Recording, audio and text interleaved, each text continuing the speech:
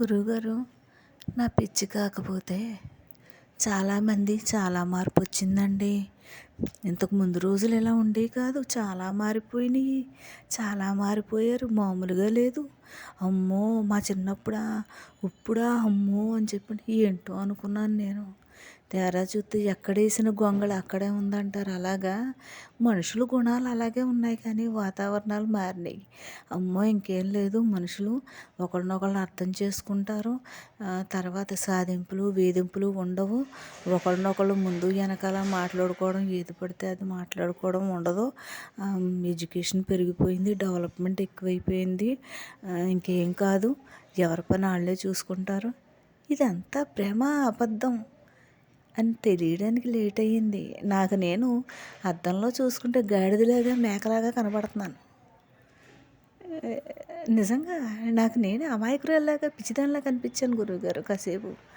అచ్చచ్చచ్చ, ఇంత చండాలమైన ప్రపంచాన్ని, అయ్యో బాబోయ్ ఇంతకు ముందులా లేదండి.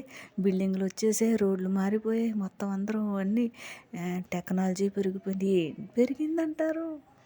మనశ్శాంతి లేని నిద్రలో, సుఖం లేని మనుషులు, ముఖంలో కళాకాంతులు లేని మొఖాలు, ఏడుపు మొఖాలు, ముఖానికి కోటింగులు, మొహంలో అందం ఉండదు, నవ్వు ఉండదు. అన్నీ ప్లాస్టిక్ పువ్వులు కన్నా దరిద్రంగా తయారయ్యారు.